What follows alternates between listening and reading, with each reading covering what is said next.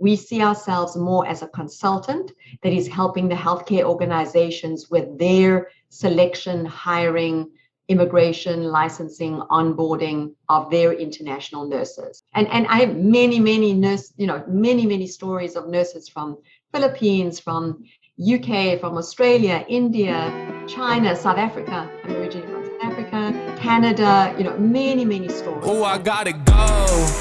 I've been working, told them please don't hit my phone. I'm in my zone, bruh, just leave me alone. Was on the road, but I swear I'm coming home. Now the drinks on me, I think we need a toast. See, I did it for me. Now my old friends calling, told them nothing's for free. Told me time is money, dog, swear I paid all my fees. I was starving for this game, now my family can eat. Welcome everyone to the Couple of Nurses podcast with your hosts, Matt and myself, Peter. We have another amazing guest today, but before we introduce our guest, just a few words from us. Make sure you guys go on couplenurses.com. We keep all our show notes there, all our episodes, vlogs, everything that we literally do is on that website. And we also have a nice shop, couplenurses.shop. And also don't forget to check out Frontline Warriors. We are frontlinewarriors.com and we are frontlinewarriors.shop for some mindfulness and wellness blog posts. And I also want to thank everybody for listening and tuning in, especially the people that follow us on YouTube and check out our videos. For those of you who don't know, don't forget to check out our Facebook groups. We are literally Couple of Nurses everywhere. Just put Couple of Nurses in Google, put Couple of Nurses in Facebook, and we're for sure going to pop up. What's up, Matt? Hell yeah. We'd like to welcome today's guest, Tanya Freedman. Tanya Freedman is the founder of Connetics USA. You can say that she is a career matchmaker. Connetics USA specializes in medical placements, working across a range of disciplines within the medical industry, providing highly trained nurses that meet every requirement of their clients' companies. We dive into a broad range of topics, including international travel, which is exciting. So all those listeners that are into international travel or nurses overseas that want to come, you definitely don't want to miss this episode. Hey, Tanya, thank you for being on today. Can you tell us a little bit about yourself and how did you end up where you are today? Well, thank you for having me on your podcast. I'm excited to be here. This is my second time on your podcast, so I appreciate the opportunity. My name is Tanya Freedman. I'm the Chief Operating Officer of Connetics USA. We help healthcare organizations all over the US with the nursing shortage by bringing in internationally educated nurses. We've been doing this for more than 14 years, and we recruit from 60 countries all over the world. We have brought through thousands of nurses to the US and work with many organizations all over the country. And I was an immigrant myself. I came here 21 years ago from South Africa on Independence Day, and it was my true independence. So I think that's why we have an absolute passion for helping international people come into the country and setting them up for success. Tanya, what made you start your business? I've been in recruitment for more than 30 years, so I have many years of experience. And the business started on the engineering side in the US. But on the nursing side, it started when I had a friend from South Africa who actually worked for a hospital in California. And she approached me and said, we are so short of nurses. And this was like 14, 15 years ago. We're so short of nurses. Can't you help? And I was like, well, I don't know anything about nurses. I don't know anything about immigration at that time.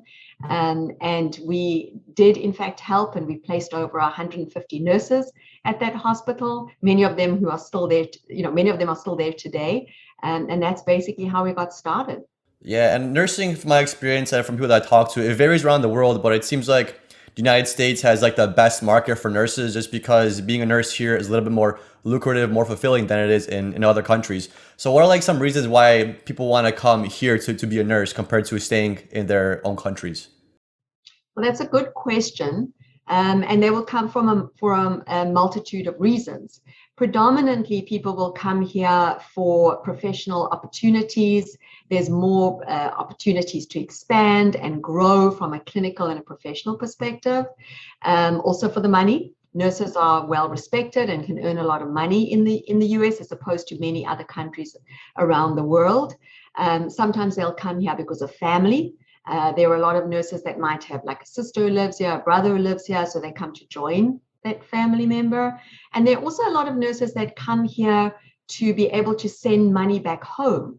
So, for example, there are a lot of Filipino nurses that come to the US, and a portion of whatever they earn will go back to their family or relatives in the Philippines, for example, and will help, future generations in terms of their nursing career or being able to uplift their lives with that money.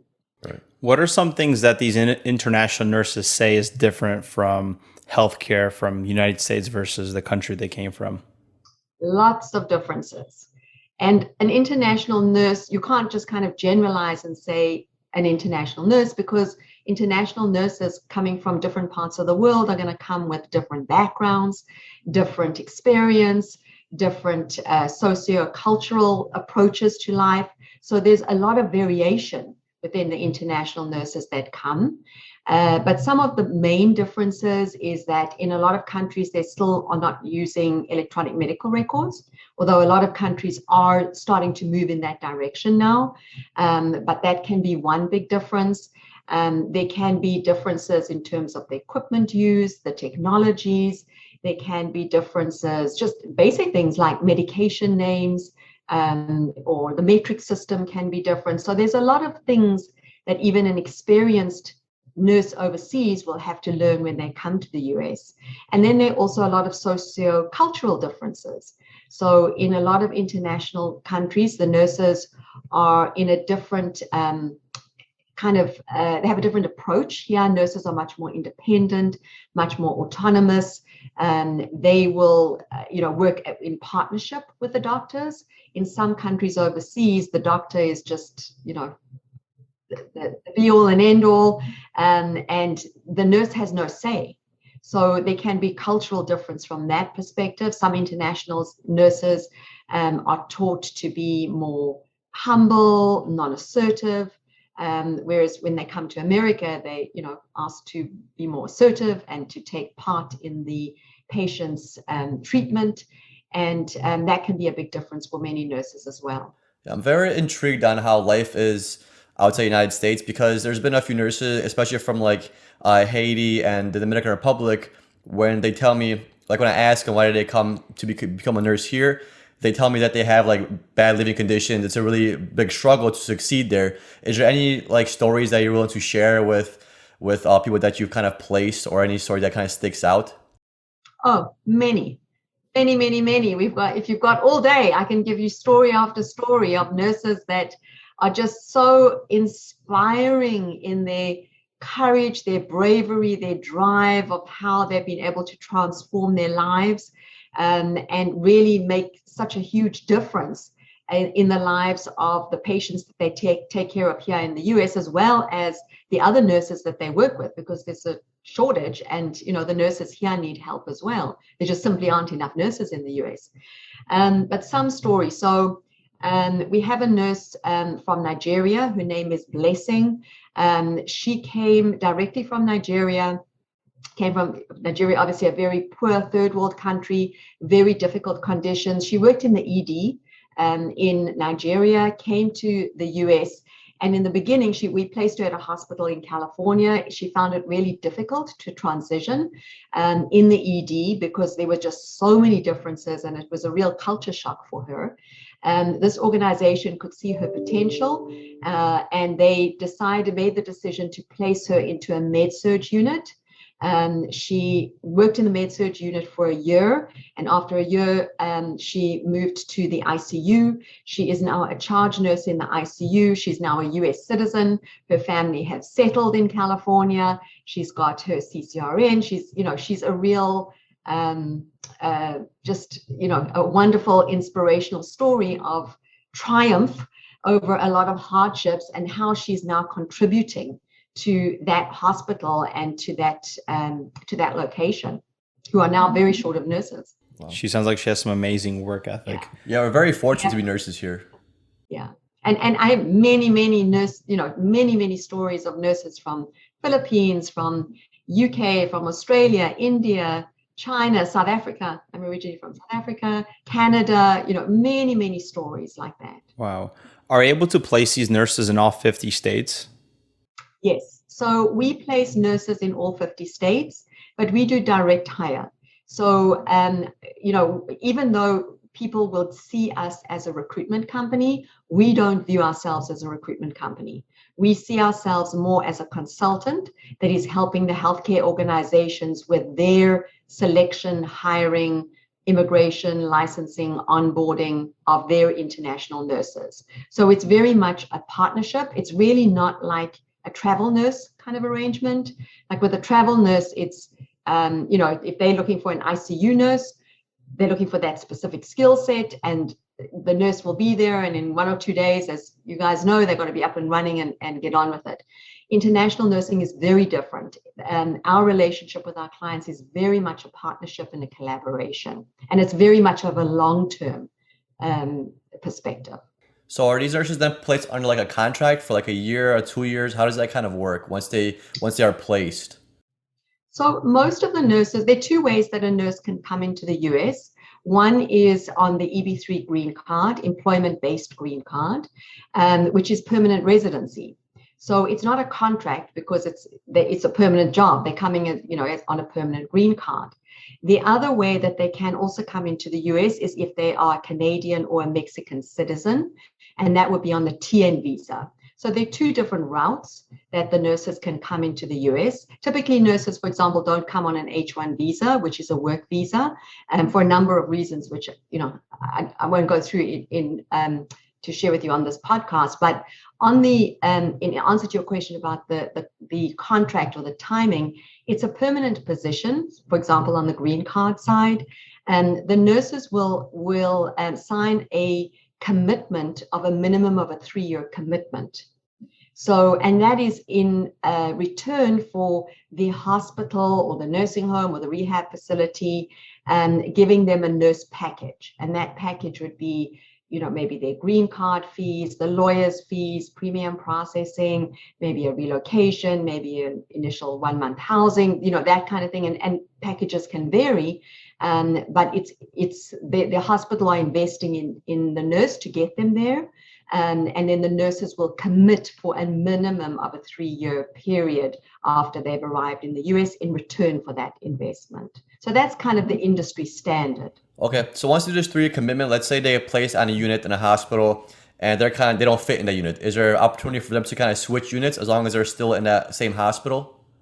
Well, that would be up to the hospital and their policies and procedures in terms of that particular nurse, because they direct hire.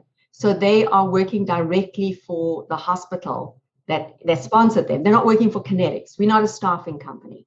So it would be the hospital's policy. So for example, that example I gave you, a blessing, that hospital took the decision that they could see the potential in her, and they knew that she was going through an adjustment period, and they felt she was going to be better off in a med-surg unit, which she did for a year, and then she moved into an ICU unit. So it's probably on a case-by-case basis, but different hospitals might have different policies in that regard. And then regarding education, because I know education systems vary depending on the country, when they do become a nurse here or they want to be a nurse here, do they have to pass like the US standard NCLEX, or do they take an NCLEX in their own language or their own country? No, they have to pass the NCLEX.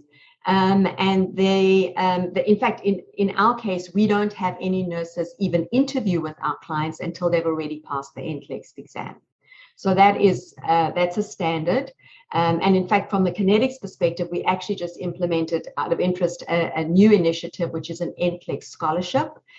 So we actually are currently paying for nurses to prepare them, like a review course, to prepare them for the NCLEX. This was just an initiative that we started because of the pandemic. We know that the pandemic has obviously been really tough on everyone, but particularly nurses. And it was our way of paying it forward, and really just, we wanted to help. So, so we do have a scholarship. So I don't know if there's anybody listening from around the world that really would like to come to the US. You're welcome to apply to us and to see if you qualify for the scholarship.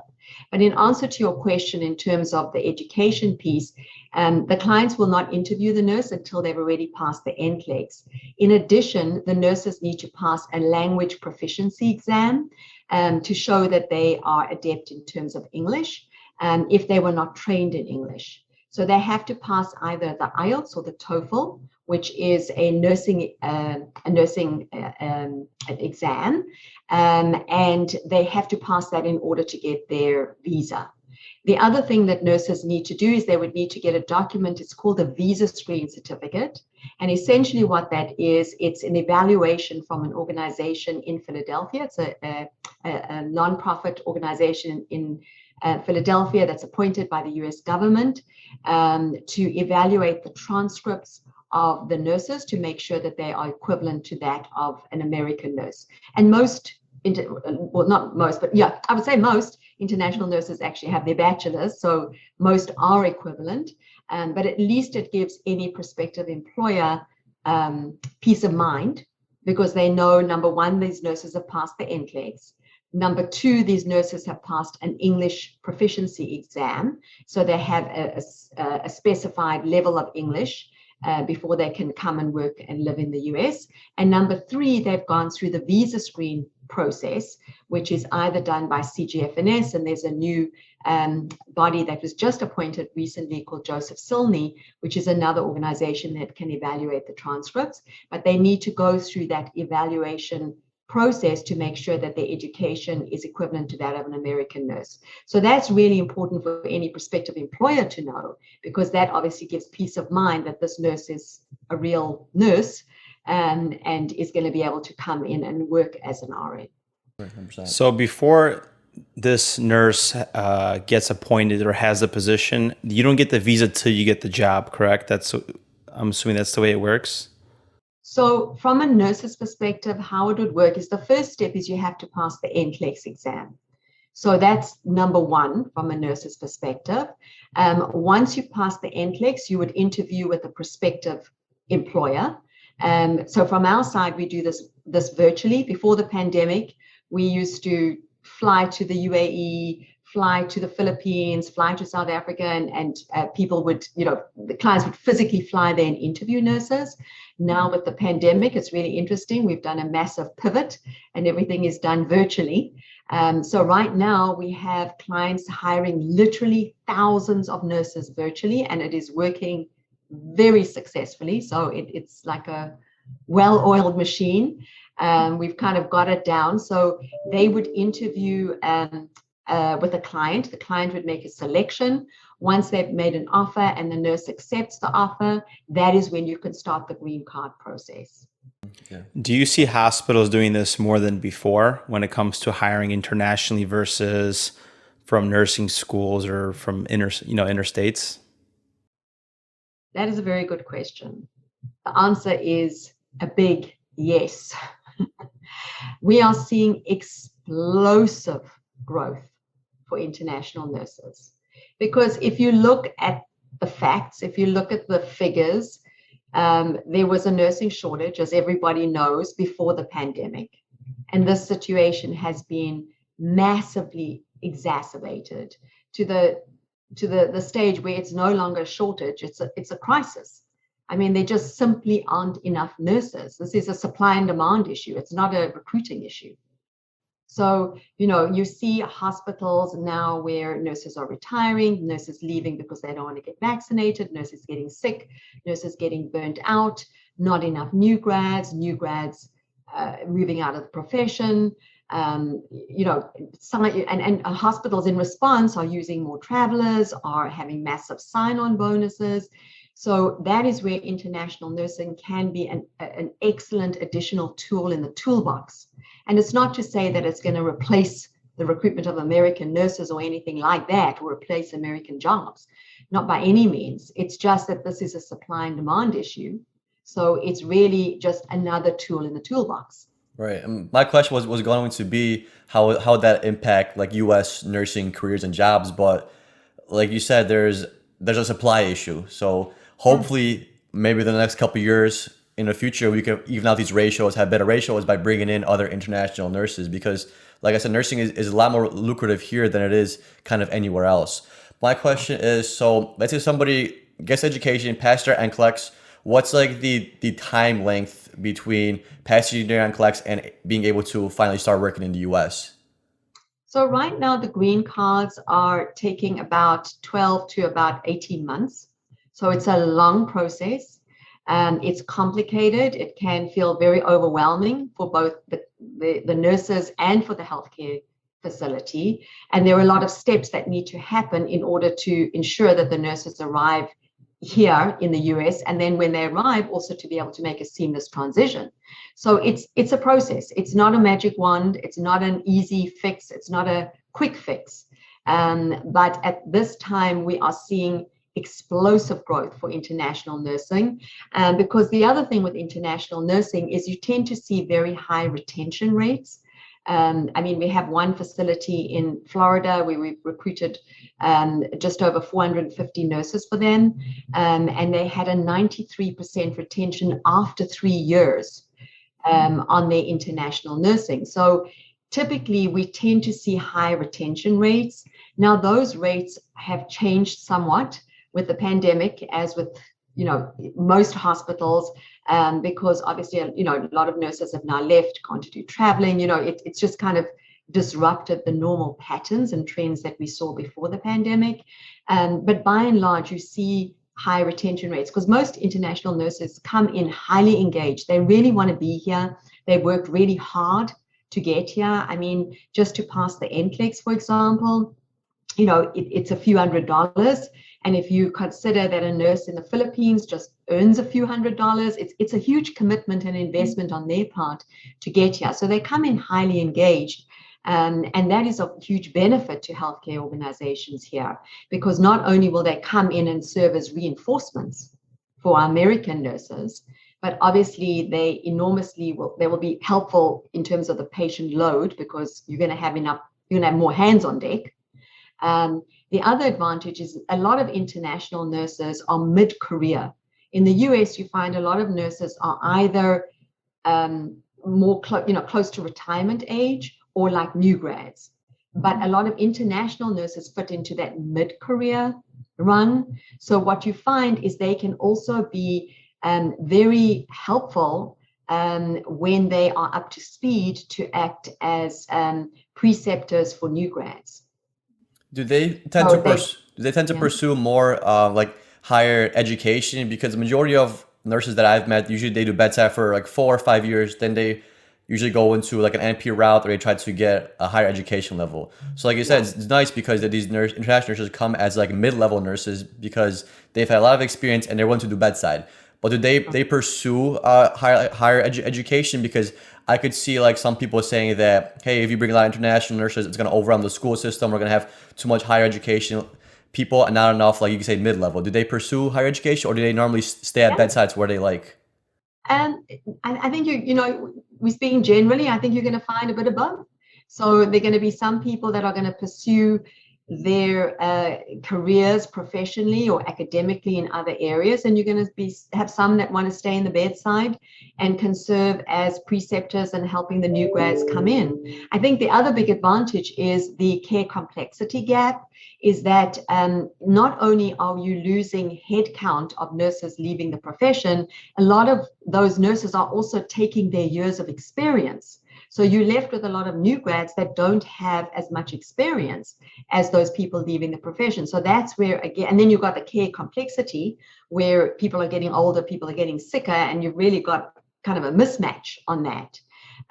So, that's where international nurses can be another piece of the puzzle, another tool in the toolbox, where they come in. A lot of them are mid-career, so they have more experience than those new grads.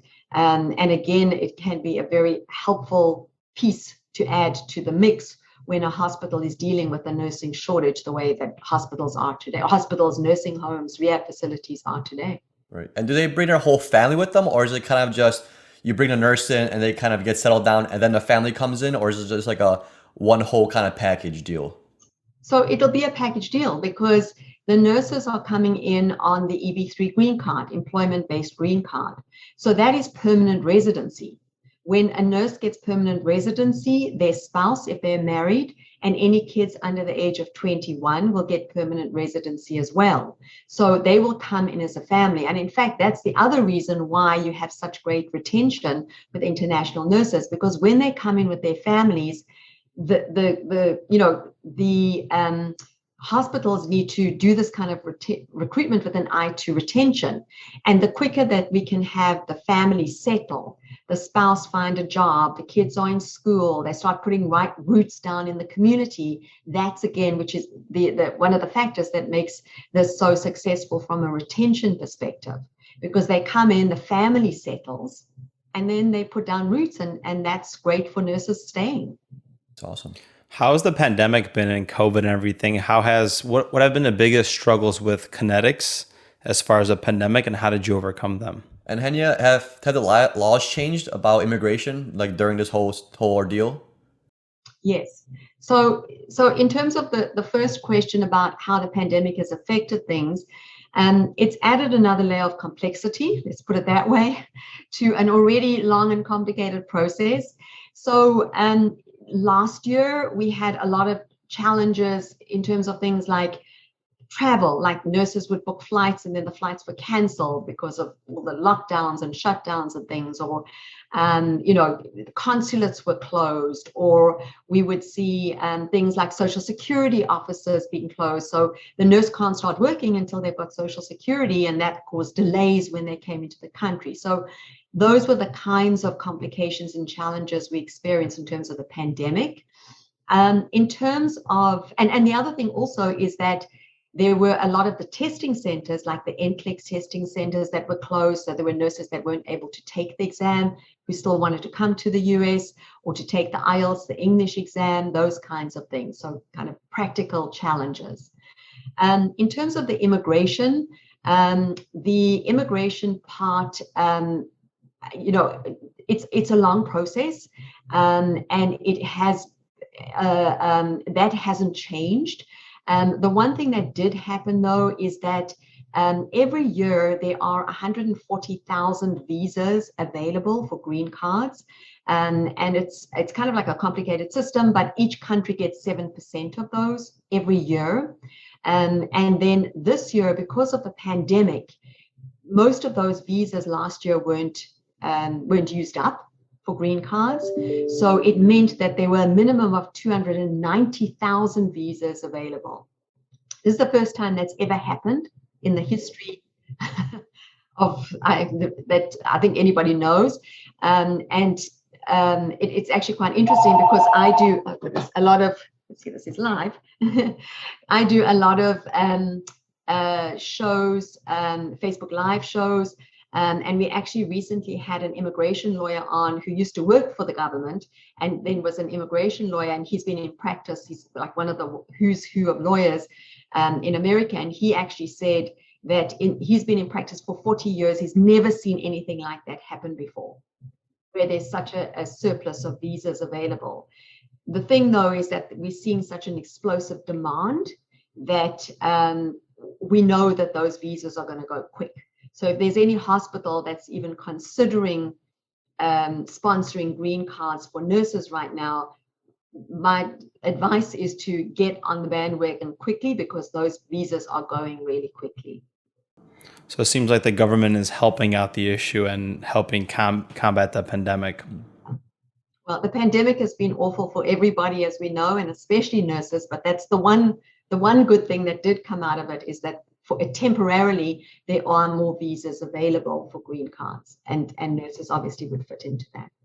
I know you're not an employer agency, but is there maybe some advice you give to international nurses, or something that you find that nurses struggle with the most?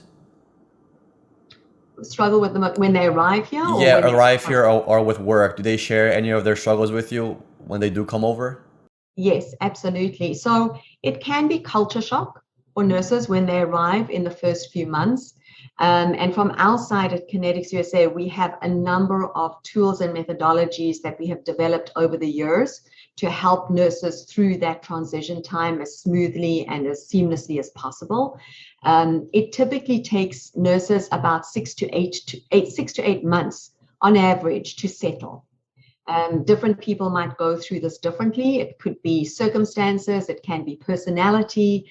There are a number of factors that come into that. It can be the way that the healthcare organization integrates them into their system and how structured they are in that regard. So there are a number of different ways and reasons that can aid or hinder that assimilation and integration. But there are a lot of challenges that international nurses have when they arrive, because, you know, there's practical things like they've got to get a social security, they've got to get a bank account, they've got to get a cell phone, they've got to get their driver's license. I mean, there's like a lot of stuff that they need to get done. They've got to get their kids in school if they've got kids, they've got to settle them in school, the spouse has got to find a job. You know, there's a lot of practical things that need to happen. And then on the clinical side, there's a lot of things to learn. Also just socially and culturally, there are a lot of differences. So the nurses come in, they don't have a credit history. They don't understand the way that things work in the US. Sometimes they don't understand like American colloquialisms, you know, things like that. So, you know, so there's just a lot of differences, and there's sometimes some funny stories about that. We had a nurse who was helping a patient, and the doctor said, "Can you go get a Dr. Pepper?" So obviously a drink. And the doctor went, and the nurse went running out and was like looking for Dr. Pepper, you know, the doctor called Dr. Pepper. You know, so we have like sometimes those funny things happen, like that miscommunication, but there's a lot of challenges that the nurses experience, and it takes a lot of patience and a lot of empathy and a lot of understanding. But once they've kind of got through those first few months, then they really integrate pretty quickly. And I know you mentioned it takes 12 to 18 months. So Connetics acts as the consultant in a way, correct, to help facilitate all this. Does the hospital during this process help or aid at all, or is it mostly just your business? So during that, we call that phase 3. So phase 1 is when the nurse applies or the hospital applies to us to work with us. Phase 2 is the recruiting phase, when we're basically doing the match, where we're looking for the right match for the right facility and making the placement. And then phase 3 is that piece that you're referring to. In phase 3, the hospitals need to, if it's on an EB3 green card, the hospitals will need to be involved in the setup phase. So where they apply for prevailing wage, which is the minimum wage, to the Department of Labor, or they supply their financials. There's certain things that the hospitals need to be involved in, but pretty much Connetics USA will help with the nuts and bolts of the immigration, the licensing, the credentialing, onboarding, all of those things for the nurses. And the hospitals will get like a monthly report of the nurses that are in their pipeline and what their progress is. When the nurses are closer to being deployed, that is where the hospitals typically will become more involved again, because that is where we need to set up the education, the orientation, the physical, like, you know, meet and greet, somebody who's going to pick them up from the airport, take them to the grocery store, get a social security, those kinds of things. And that's working with their education department to help their education department to come up with bridge training for the nurses in any gaps that they might have identified. So the nurse, you know, the hospitals are involved kind of at the beginning of that phase 3 and towards the end of phase 3. And then we would do the rest. Is it harder to get green cards approved for certain countries and visas, or is it kind of streamlined across all nations? So that is an interesting question, because that has changed. So under the previous administration, there were certain countries that had bans. So like Iran, Nigeria, for example, had bans for various reasons. Under the current administration, those bans went away. So it eliminated, for example, Nigeria as a country that would have a ban. However, there is one thing to mention, and that is that any candidate born in India or in China would not be able to obtain a new petition for a green card at this time. And the reason for that is because, as I said, typically there are 140,000 visas per year for green cards allocated, and each country gets 7% of that. So for India and China, those countries have a backlog because they are like oversubscribed. because it's not just nurses, of course. I mean, it's engineers, it's accountants, professionals that are coming from India or China that make those two countries go over that quota for the year. So that is why a nurse coming directly from India, or a nurse, not coming directly, sorry, let me clarify, it's a nurse born in India or born, because it's where you determine by country of birth, or born in China, you would have a significant delay on getting the green card for those two countries. All other countries would are what we call current right now.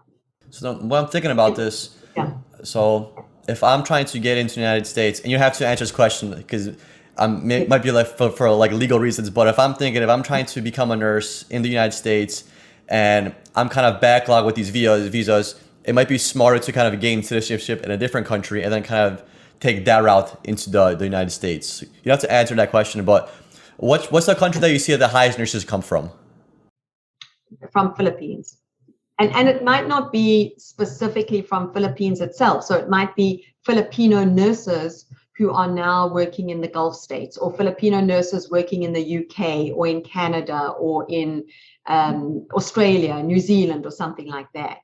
So that is the highest number that we see in terms of nationality. But to go to your question about the citizenship question, so that's also another interesting question, because only Canada or Mexico would make a difference, because you sometimes have so say, for example, you had a nurse from India, they're born in India, so they wouldn't qualify to get an EB3 green card because it's going to be they would qualify, but it would take such a long time for them to get it because of the backlog for that particular country.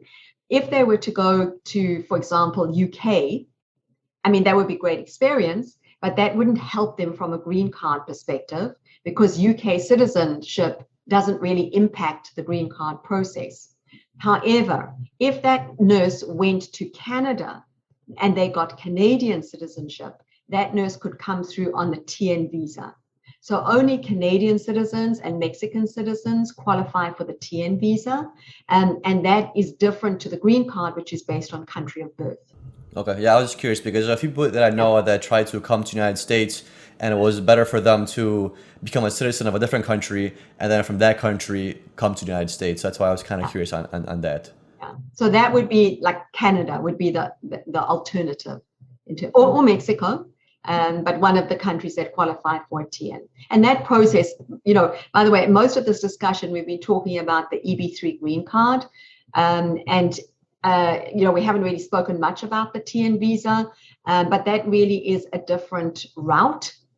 From an immigration perspective, it's quicker, it's not as expensive, but they go through the same licensing requirements. So they would also have to pass the NCLEX. They would also need to pass the IELTS if they were not trained in English, and they would also need to get a visa screen, which is that document from the CGFNS, which evaluates their credentials and their education to make sure it's equivalent to that of an American nurse. Yeah, you guys have a really good process, because like first I was thinking like the language barrier and the education level, but it seems like you guys have all that covered, and it makes like our lives easier too, because if you get an international nurse that's proficient in English, then it makes communication a lot easier and the patient quality is a lot better. Yeah, exactly. And regarding your Facebook group and your Instagram Live, what do you talk about on those? Lots of things. So we have a number of different shows that we do. So, I mean, we obviously have a lot of posts. So there are a lot of our nurses we brought through thousands of nurses. So we're experts at this. We've done this for a long time, and we're experts at bringing people in. So we have a lot of posts from nurses all over the country, working in different settings, in different locations, and sharing their lives and their experiences. We also do a lot of shows. So we do a show called Onwards and Upwards, which is on the Connetics platform, where we talk about some of these processes. Like if you're an international nurse, or if you're a prospective healthcare organization in the US and you're like, what is the EB3 green card? What does that mean? How does it work? What are the steps? What do I need to know? We do shows on that. We do shows on the TN process for Canadian or Mexican citizens. We also do a lot of shows on topics that are important for international nurses, both for the nurses as well as for the facilities that are hiring them. So we do shows where we have experts, where we'll talk about credit history. Explain what is credit history, how can people grow and build their credit history when they arrive in the country and they don't have one, they don't even know what it means. We do shows on financial budgeting, so financial literacy, so things like when you arrive, what do you need to know, how much money should you bring when you in those first 6 to 8 months when you're kind of in a survival mode, what should you know, what are the do's and don'ts, what can you learn, what can you share, and then how do you grow and prosper once you're kind of on your feet financially. We do shows about transportation, how to buy a car, what is the difference between leasing and buying, all of those kinds of things that a lot of Americans take for granted. But we feel very passionately about nurses helping nurses, sharing their stories, educating themselves, having experts in that can help the nurses to make that transition as smooth and as seamless as possible.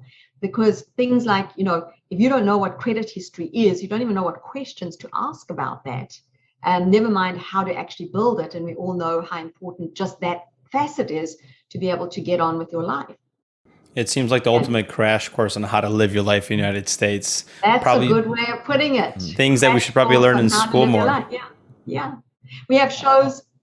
We have shows on, like, nurses will come on and talk about the different states, because most international nurses don't really know much. They'll know Los Angeles, they'll know New York City, they might know Chicago, but they might not know about a small town in Wyoming, or about a city in Texas, or so we have a lot of nurses come on and share their stories with other nurses about the different parts of the US, what are the things they like about it, what are the attractions. So it's very educational, as well as hopefully entertaining as well. That's amazing.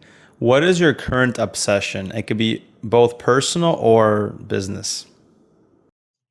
Current obsession. My current obsession is to help. Truly, I was an immigrant, and I know what it likes to arrive here where you don't know. When I arrived here, I felt like I was like on another planet. Literally, I felt like I'd landed on Mars. Everything was different. You drive on the other side of the road coming from South Africa. I had to settle my children. My husband was miserable. He hated it here. He's now the proudest American, but he hated it here in the beginning.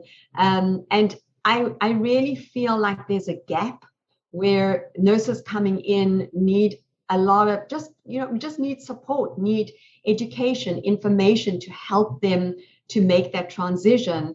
And I feel like there's such a need right now with this pandemic, and nurses under such enormous strain, emotionally, physically depleted, exhausted, and they need reinforcements.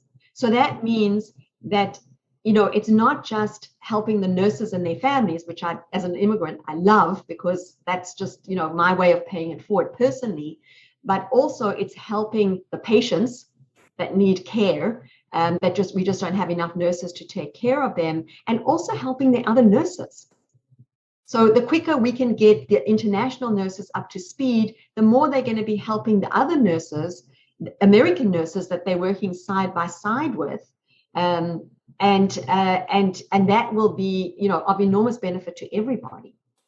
I don't know if that answers the question, but that's my passion. That's a great answer. This is truly like the land of opportunity. Like it's amazing what we have here, and we are all very fortunate to be here and take part in this country. It's crazy. And thank you for taking the opportunity to helping international nurses. Where can people find you? So they can check us out on our Connetics USA website. They can check us out on our Facebook page, Connetics USA. And if any international nurses are watching, I always say, never take my word for it of how we help our international nurses. Look at our reviews, because that, I think, speaks volume of what nurses are saying about how we assist. We have a Connetics USA YouTube channel. There's a lot of information there about a lot of the shows that we do and the services, which is free information for any nurse that's watching. And we also have a lot of information on our LinkedIn company page. Okay. Thank you for everything, Tanya. Sorry. I'm sorry, what was that? I said, and Instagram. Instagram. And we just started a TikTok channel. So Oh, nice. Oh boy. We're still waiting for the time to where we get on there and start dancing. We haven't done that yet. Yeah. Thank you for everything, I'm Tanya. waiting and watching. Hope you have a great day. Thank you for everything, Tanya. Thank you for being You're on the show. welcome. Well, thank you for having me on your show. It was a pleasure seeing you both again. And, what do we say? Onwards and upwards. Yep. Thank you so much. Have a great one. Thank Bye. you. Bye-bye.